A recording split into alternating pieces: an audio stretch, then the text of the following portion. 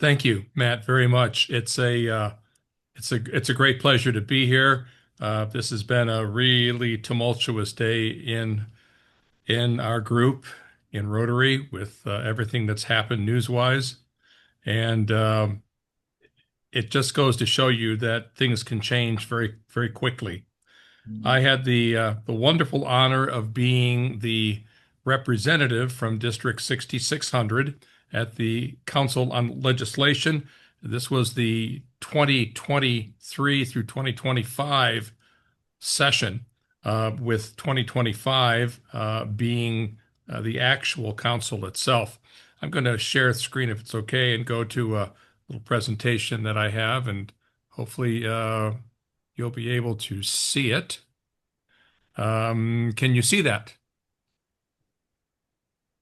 Can you Uh, see can you see Thinking the about it.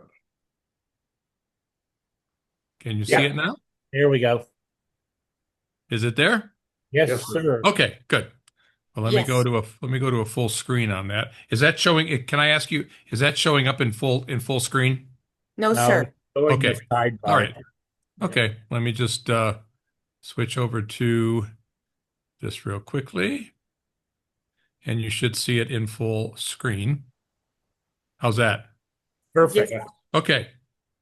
The the actual Council on Legislation took place April 13th through April 17th in Chicago.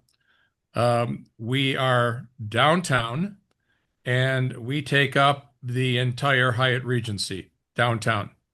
If you've ever been to downtown Chicago, it is a mammoth hotel, and it is done every 3 years. A lot of people have called it the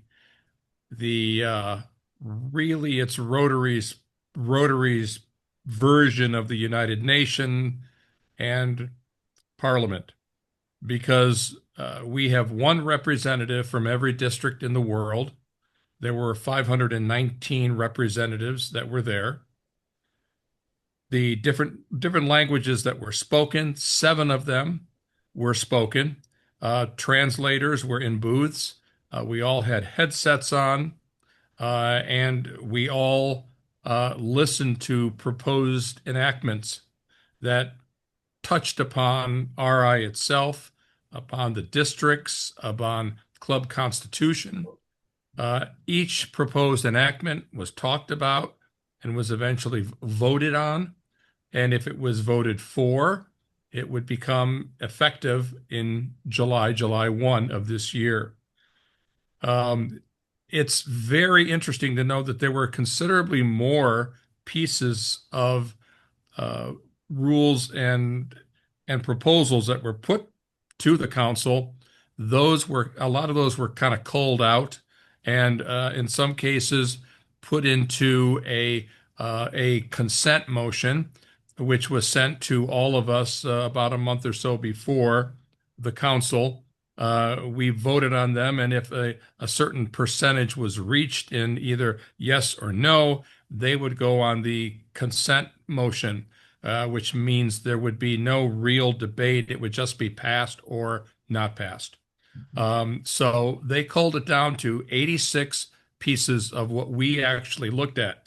And what they did to make it even easier is that those pieces were broken down by a number of different things, and they were brought out to the council based upon those. For instance, the amendments 1 through 8 had to do with the administration of clubs.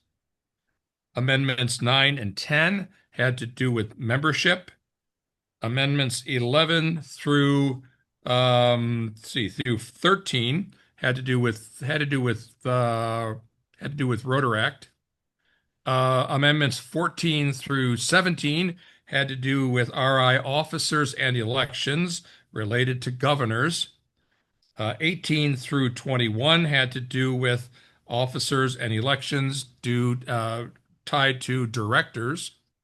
22 through 27 had to do with the RI president. 28 through 30 had to do with just elections in general. Uh, 31 through 32 had to do with the trustees. 33 through 37 were a general RI type of proposal. 38 was regarding meetings. 39 through 46 had to do with the general operations of RI. Interesting ones, 47 through 52 had to do with dues. 53 through 53 had to do with finances. 56 all the way up through 65 had to do with procedures. 66 through 68 had to do with resolutions. 69 through 71 was general rules relating to a district. 72 through 77 had to do with specific district functions. 78 through 80 had to do with the avenues of service. 81 and 82 were due to the object of Rotary. And finally, 83 through 86 were about club meetings and attendance. So you see, it kind of spanned the whole gamut. We received all of these about a month before to look them over.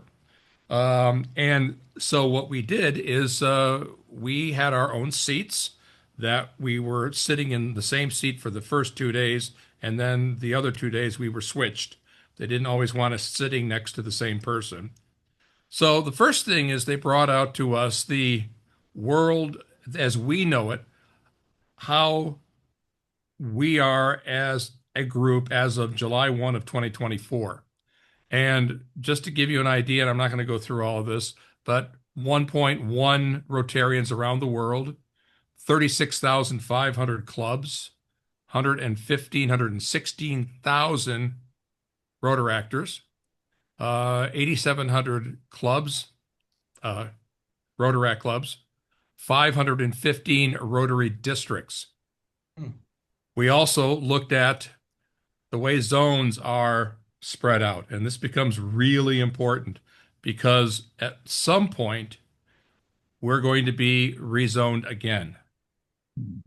And the problem is that obviously I had and I'll say it was a pleasure being the first district governor elect to go down to be part of the zone 30 break. When that happened back a number of years ago, Greg Yank, who was the RI director at the time, was gracious in welcoming me as a northerner to the south, and that was all held down in Birmingham, Alabama. And it's been a wonderful relationship. We've gotten to know people in parts of the U.S. that many of us had never met before, in Arkansas, in Oklahoma, Texas, and all over. And so those relationships have been formed, and they could very easily be changed once again because zones are always changing because of the way the number of Rotarians are growing in whatever area. For instance, in Asia, the number of Rotarians continues to grow and grow and grow. In North America, we continue to go down and down and down. And so at some point, there will be a look at rezoning. What that means, we don't know. But there's some politics going on because what's happening, and there were a number of proposals, and I don't want to get into a lot of it, but there were proposals where some of the Asian areas were trying to say there's too many Rotarians in this zone. We need to split and form another zone. Well, when you do that, what happens? What do you can anyone name what would happen? Somebody loses his own. Well, what happens is they gain another director, Right. okay? We And lose. obviously the power shift begins. And Right. so there's a very careful to not let that happen. They then looked at the 5-year projections. This is all introduced to us on the first day. They wanted to give us all sort of a foundation of what we were up against. And what that was is that was looking at the fact that we keep those reserves at no less than 55% that we have, that we looked at where we'll be in 5 years as far as the number of people on our rolls. First they looked at no increase for 3 years. They then looked at increases of $3.50 and 375 and 375 to run from 2025 through 2027 and where that brought us. And so what they did is they looked at, here is a look at no dues increases at all. And what happens is if you look at starting in 25 all the way through 30 and 31, you'll see that we begin to drop down very, very, very quickly. The reserves are here in the gold. And again, they wanted to keep us with a 55% target. Obviously, by fiscal year 29, we're down right at that point and starting to drop very, very quickly. So they said we need to look at a proposal where the RI dues are increased. And again, this is RI dues only. Then they looked at a $3.50 increase the first year, 375 the second year, 375 the third year. And what they came up with is that they felt was at least going to put us in the ballpark to keep us so that our reserves were there in case something horrible happened again. As you all know, in 20 and 21, that's where we really got hit bad. We'll come back to that at some point when I talk about what happened when we went to a vote. They grouped, as I said, and I've already gone through what these different types were in terms of how the different proposed enactment were split up. And so we'll go through all of those so I don't have to repeat all that. Let me go back. Hang on. Gotta go back one. There we go. All right. Hang on with me.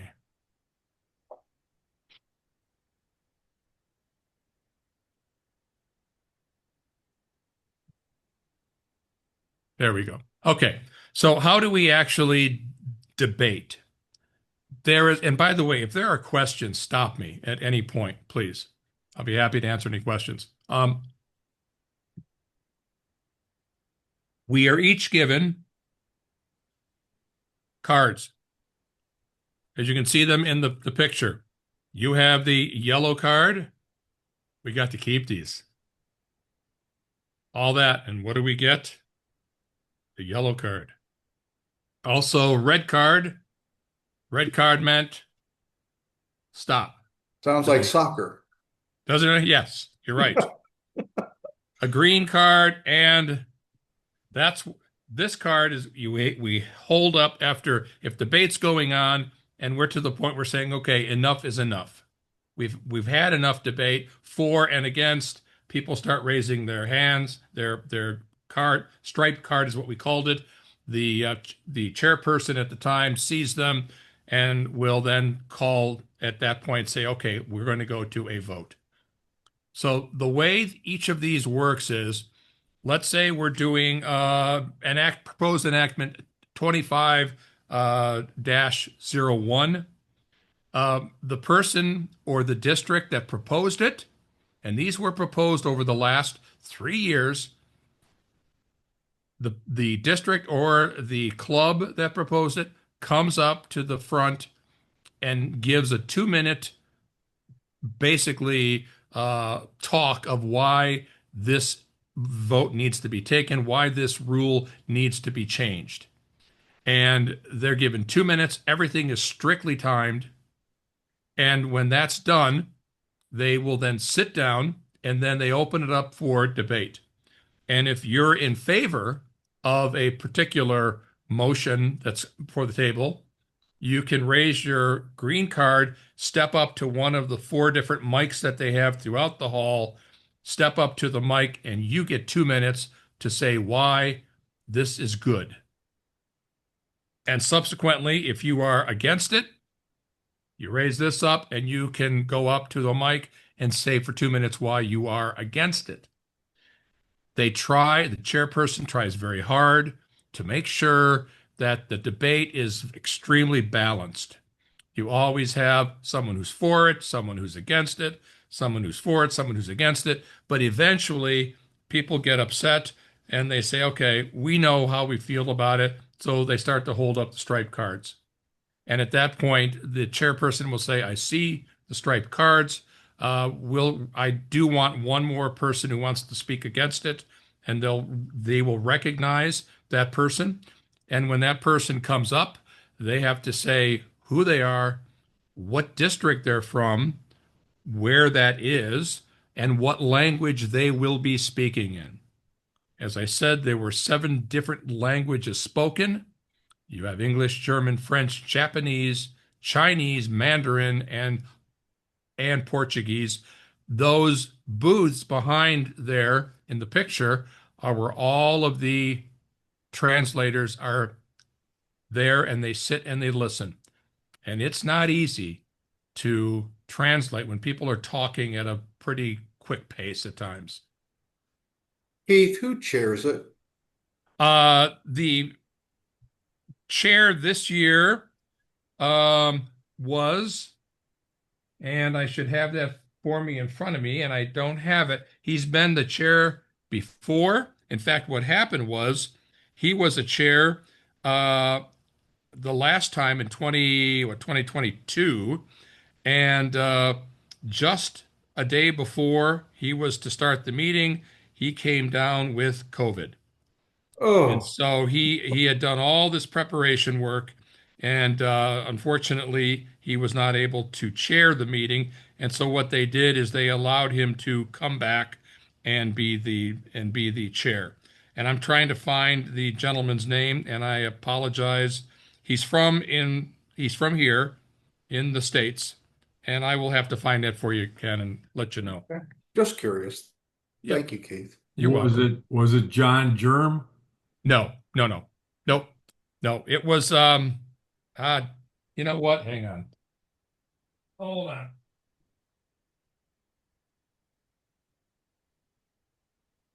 I'm not gonna waste your time. I'll find it and let you know.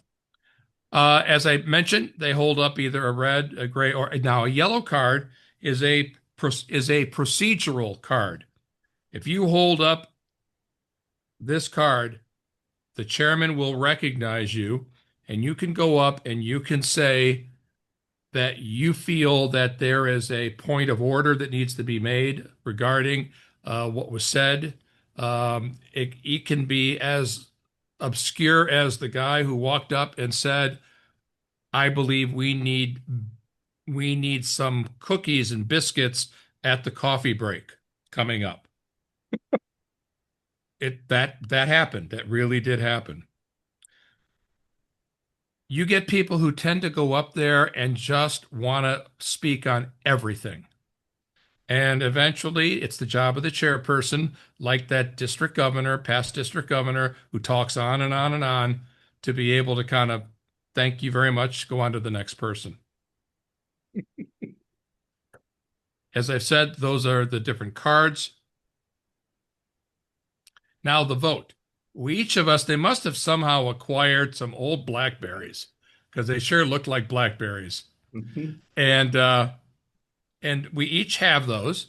And what the chairperson will say is, once again, those striped cards. If once those striped cards are held up, and the chairperson says, "We are now going to take a vote," and he'll say, or she will say, "We are prepared to take a vote," and then he'll tell everyone, "Get ready." You pick up your piece of equipment, and you push 1 for yes or 2 for no, and it's only up there for about 5 seconds.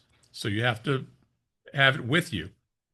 And then it is displayed up on the screen to say what is, whether it voted on, voted for, or voted against. And then they move on to the next one. I had the wonderful opportunity to speak about one of the proposed amendments. The Director Beth Stubbs had come up to me at the beginning of the week, and she asked me, she said, "Would you consider speaking against 25-55. And what that was a proposal to talk about the Rotary's annual report that any expenditure over $1 million had to be spelled out in detail what that amount was and what it was used for. And as I read it, I'm thinking, wait a minute, you you can't do that because you have, if let's say we're building something, where let's say RI is building something, they go out for a competitive bid process, and you have a number of firms that always are competing against each other, and they have to disclose exactly what they're going to have RI pay for this proposal and any other things that came into it. And so I got a chance to speak about it, and I had my 2 minutes. And basically, what I said is, and I'll kind of read briefly what my 2 minutes was. And it really is an opportunity for you to become part of something that really makes a difference within the RI world. This is let me get the actual piece that I wrote. And what I said was, I said, my name is Keith Hodkinson. I am past district governor from District 6600. I'm currently the public image coordinator for Zone 30. I will be speaking in English. And I went on to say, while transparency is important, this proposal goes too far and could have unintended consequences that are bad. Rotary already provides extensive financial documentation on its website, including audited statements, tax returns, reports by independent firms.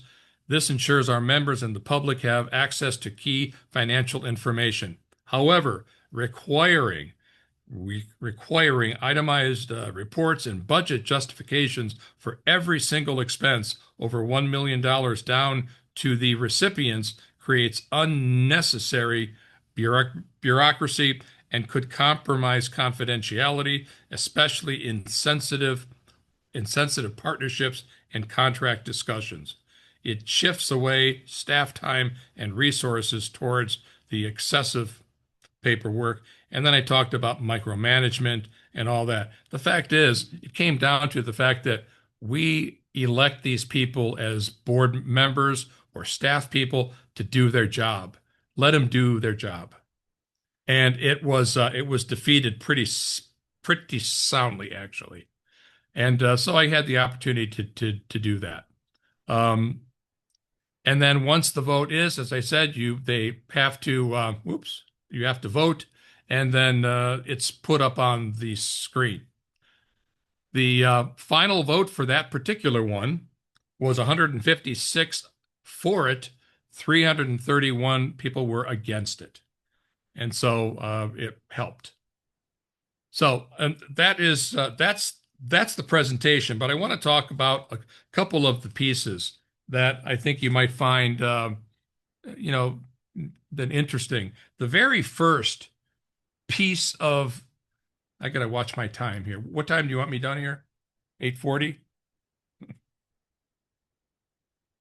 The very first one brought before the council was proposed by the Club of Toulouse, District 1700 in Andorra and France. And what it was changing and adding one word into the standard Rotary Club Constitution. It said that the purpose of this club are to A, pursue the object of Rotary, carry out, and this is the way the wording was read before, carry out successful service projects based on the five avenues of service. What this group wanted to do was to add the word community in between successful and service, so that it read, carry out successful community service projects. Now, people spoke against it, saying, well, that limits it to doing things that are done within your town, that are done as a local project. And the people from France stood up and said, here's the problem. In France, people who give to the foundation, it's not considered basically a tax deductible gift or item if the word community is not in that rule. And they said, once you add that rule, all the donations that are coming in from France are tax deductible, which will increase the amount of money coming in from there. Because right now they don't give all that much to the foundation because there's no gain for them to do so. But that one word changed everything for them, and that was voted 287 for and 184 people against. And the final one I want to talk about is about the whole pets and pals thing. You have all heard about the fact that we need to stop using the terms training and go into learning. And I get that. I very much get that because it is totally different way of teaching people things. What happened was that was proposal number 25-76, and it was basically to amend the bylaws of RI. And it was I'll just read the very first few lines. It said, this is 15, and I hate to bore you with this, 15-020. President, this is the way it reads right now, Presidents-elect training seminar, and then in parentheses, pets. A district or multi-district pets shall be held each year, preferably in February or March, blah, blah, blah. What they wanted, the proposal was, and this came out of the board of directors of RI, they wanted to change it to call President-elect Learning Seminar.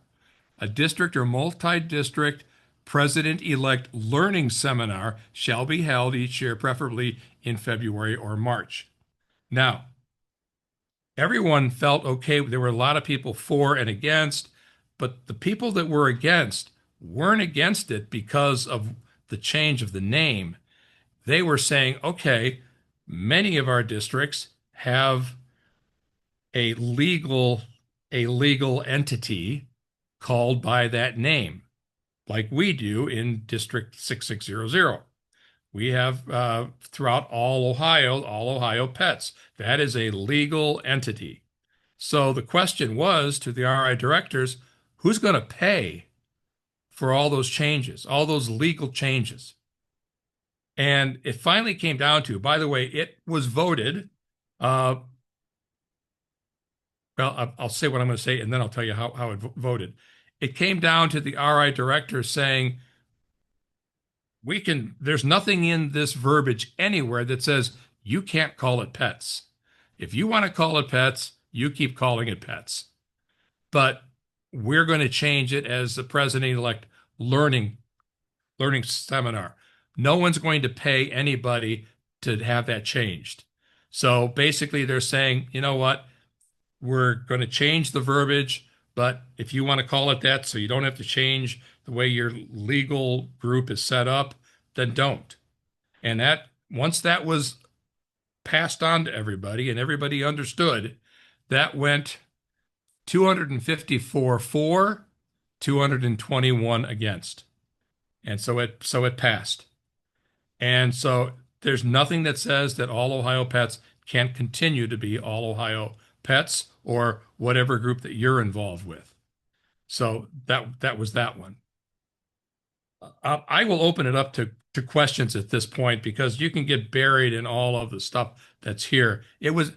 I will just say, it was an extremely incredible experience to sit there at nighttime after the day's work and sit on a couch with people from France and Italy, Great Britain, the US, and we're all just talking amongst ourselves and talking about the day. And even some people who had voted against something and some were for were kind of back and forth, but it was all in a friendly kind of way. And you realized how small this world is. And it makes you realize that why being a Rotarian is so incredibly important. And especially once you realize it, that you're given this gift to be part of all of this. It was a real great thing to be part of this. And so now what happens, just in case you know, now that the council is done, we now go through a period where people are submitting changes, and the fact that we every year they have a council on resolutions. That happens every year. And those are resolutions rather than big pieces of legislation. And we vote on those each year. And then they're getting ready, they're putting into the hopper anything that else that comes in over the next 3 years. And then in 2028, it will be talked about again.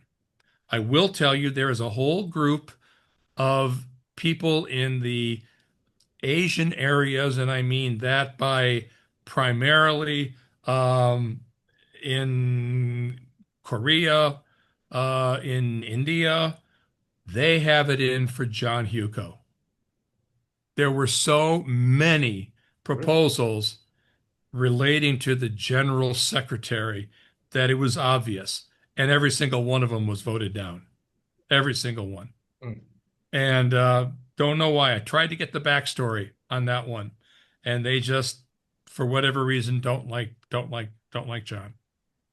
So I will open it up to any questions that you might have. Was the chair Ken Schubert?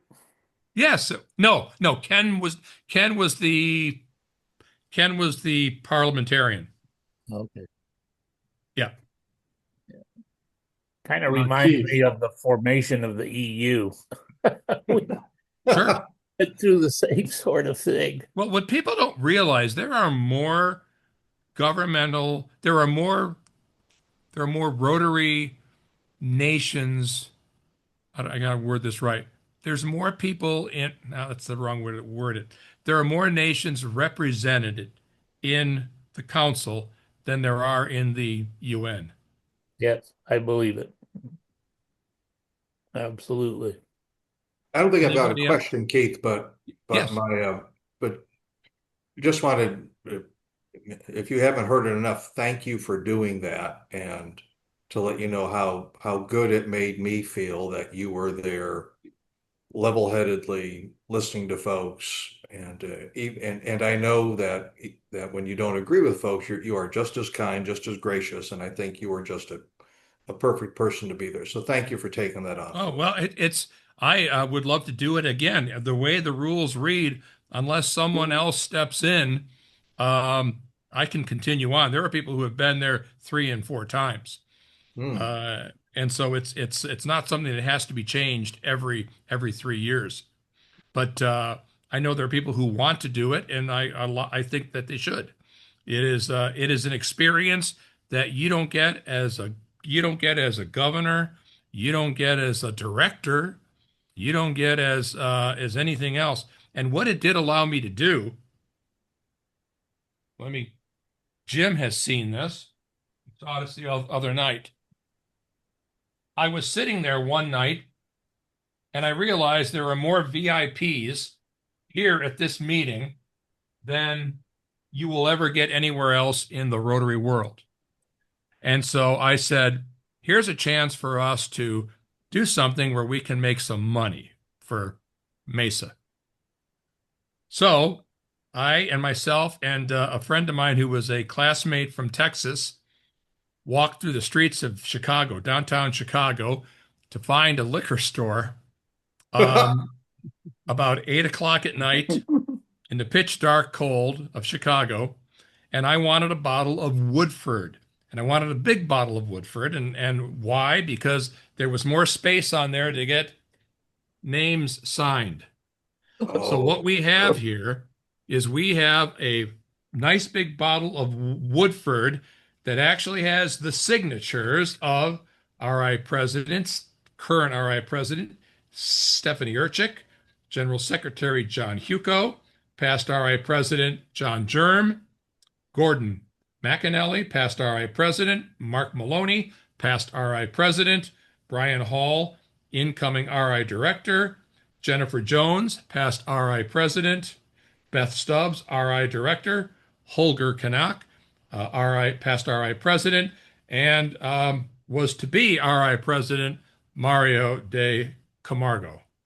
They're all signed on this bottle, and Andy Bone and the rest of his crew are going to start an auction where you can buy a ticket anywhere in the world to purchase this bottle, which will bring a lot of money for Mesa, I think. So, anyways, And the Woodfords are there too, so that's good. and no one will ever know the difference if I get the cap off. I put in like ginger ale, put in colored water. Nobody will know. I wouldn't know. Well, Yes, Keith? William. Yeah, yeah. Thank you, Keith. Thank you very much for giving us a very detailed and easy to understand explanation of the council legislation. I have two questions because from your explanation, there are 7 languages used in the council, but I just wonder why there is no Spanish. And the same question is, what is the difference between Chinese and Mandarin? Because I'm from Taiwan. So for me, most of the people in Taiwan, we just think like Chinese and Mandarin are the same language. So I don't know what is the difference. I don't know. I know that there were people that came up and they were emphatic. They were speaking in Mandarin Okay. or they were speaking in Chinese. Mhm. maybe Yeah. it's Cantonese and Mandarin, William. I don't know. Yeah, as far as Spanish, they And in Spanish. Spanish was part of that, I think. Mm. Only Portuguese, no Spanish. Yeah, so I'll have Brazil to check that. might be I may protest. be, yeah, I may have to check whether I was wrong there in listing them. But I know that Portuguese, there's certainly a lot of people speaking in Portuguese. Mm-hmm. Yep. Yep. Yep. Thank you. Thank you, Keith. You're welcome. You're welcome. Yeah, Jim. I know one of the rule changes was it's no longer mandatory to have district conferences. So how are they going to handle that if you do have a district conference? Are they going to apply the same rules where you have to have so many hours of Rotary instructions and are you going to still have to have an RI representative? The answer to that is no. That part. Let me look up the because I know it was talked about that a lot of people are trying new ways of doing things, and I will tell you that RI is encouraging that to try different ways of getting more people involved. And let me look through. Well, we did it differently this year too. You know, we had 4 district Right. conferences, quadrant conferences. Here it is. That was 2572.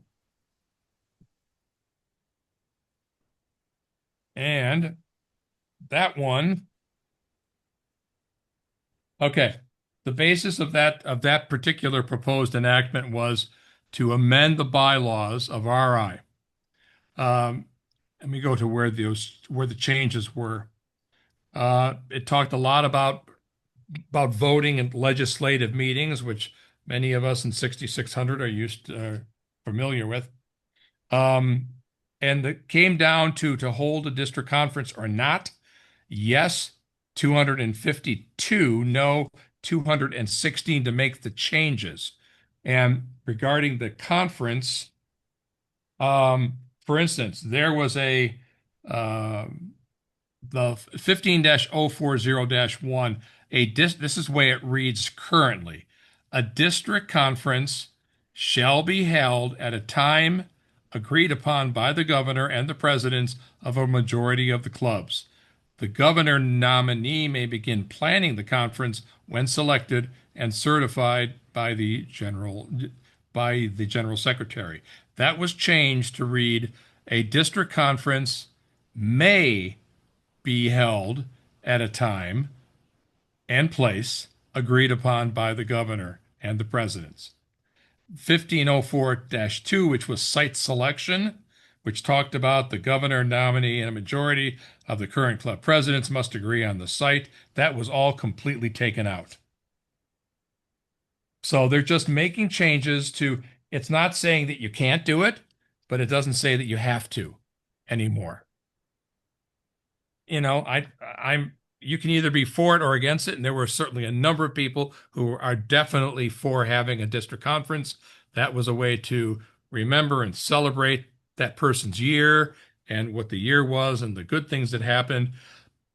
But because of cost and getting more people to attend, they're saying, think of another way of doing it, and maybe you'll get more people.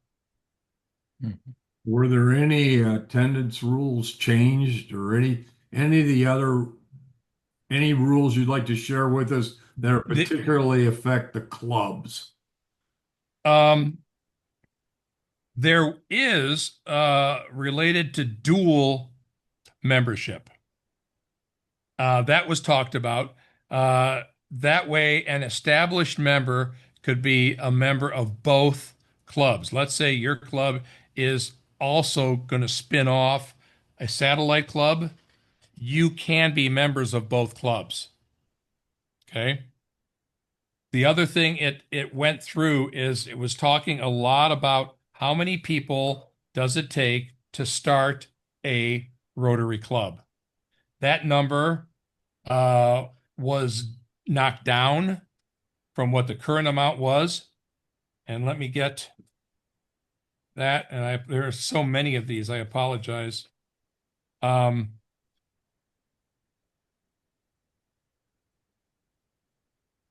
Someone feel free to read the weather if they want to for right now. This is here it is. This would be 25-08. It was proposed by District 1180 in England and in Wales. The Article 2, to be a member of Rotary International, to be admitted to RI, a club or Rotaract club, applies to the board for membership. Currently, here's what it says. The application shall be accompanied by an admission fee set by the board. Membership takes effect when the board approves it. Then it talks about the number of people, and it was, I believe, 25. Is that correct? Right. Okay. It's now 15.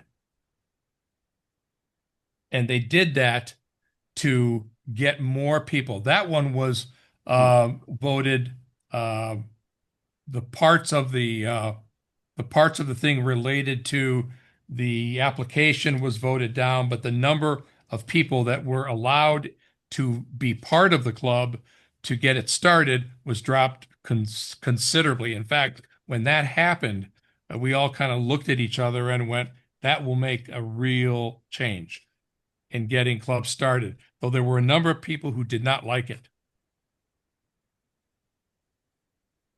I know I'm running up against the wall here. So on I don't want dual to keep membership, do they pay dues twice, or can they vote twice? They would be a member in both clubs. So yes, whether they pay twice or not, I can't answer that, but they certainly are part of that club and will vote. Okay. The bottom line is it comes down to the fact that the world is open to changing, to make Rotary more accessible to people of all ages, to people that may not want to go to a meeting on a Wednesday afternoon, but want to serve. There was that air of that. There was a part of the proposals and the feeling within the council. There's a whole group of people around the world that do not trust Evanston. They want everyone to do it. They want everyone to know what's going on, every little minutia. And unfortunately, it just doesn't work that way. You would get bogged down. I thought it was Yes, Scott. I was just wondering, did they make any changes or decisions on the zones you talked about, any Yeah, well, restructuring? they all voted down the decisions on allowing a limiting the number of people within a zone. Okay, because what some groups are trying to do is to make that immediately create another zone. And with the growth of India, India is growing so fast that you would all of a sudden have all these directors. They would have a lot more power. And for all we know, we may lose directors in our area. And Okay. obviously, we don't want that to happen. But maybe that's the way of the world. Right. Well, as you stated, our membership in the United States keeps going down and down and down. I see, we were stuck at 1.2 million members for 100 or whatever, year after year after year. And I saw in your statistics that were like a little over 1.1, and 115,000 of those are Rotaracts. So if you really looked at it, we're almost at a million. So we went from 1.2 down to 1 million. The other part is not only the zone, it's got to be redistricts, because you look at, it's already happened. Like in New Jersey, they went from 4 districts down to just 1 district. Wow. Right. We have 5 districts in Ohio. I really look that we're going to move to 4 pretty soon, because you can't sustain when you got our district. Where are we now? 2,500 or something like that. But you got districts that are only 1,400, Yeah. and they're gonna have to combine some of these. And it's all administration cost Right. to run the whole thing. That's why I'm surprised that they came up with this with the clubs now down to 15, because at one time we used to have a rule that if a club dropped below 15, they were in essence on probation for a year. And if they didn't bring that membership up over 15, they were dissolved. I don't know. There's some itty bitty clubs like 13 that do a crap ton more service than Yeah, it clubs wasn't that are north of 80. Cardington. right. Cardington, It was the same Ohio. thing, Ken. It was Oregon, the Northwood. cost. Yeah. It was the cost to RI to administer to those clubs, and that's why they wanted more members in there. So Okay. Thank you, David, for your kind words. Any other questions? Optimistic, Keith? Am I optimistic? Oh, I'm always optimistic about what we do. What I'm not optimistic about is we keep throwing up ideas on how to grow, and nothing seems to work.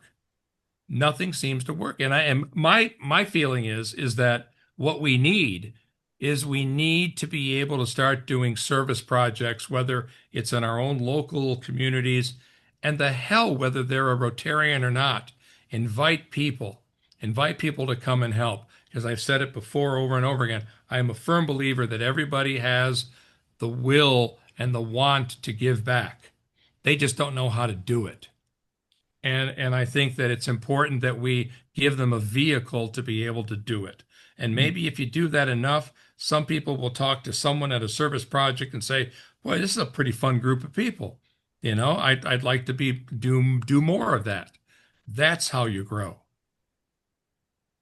Getting people to come to a meeting, invite someone to a meeting, no, it ain't going to work.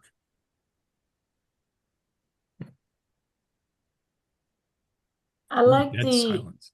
I like the online flexibility of it. Like I never thought of myself as ever joining Rotary prior to, this club. Absolutely. You're doing something unique that it serves in many ways, because what you're doing is, let's say there's a good chance that I'm going to be leaving Ohio at some point in the next 2 years, and I'll probably be moving up to the Detroit area, where I was born and raised. And my first step would be to join you, because of the fact that it would be easy to continue to be in touch with people and do that. But I think that I think that this is the great vehicle for people to be part of something. The hardest part for you, as I see it, is being able to make them feel part of a local group. You know, that would seem to be a tough thing to do. But it also opens up the whole international service, which for me was what got me to that Rotary moment where you realize, wow, I'm really doing something that does make a difference. I could care whether I sponsor a baseball team or not, but if I'm helping little girls within an orphanage, then that's good. Thank you, Keith. You're welcome.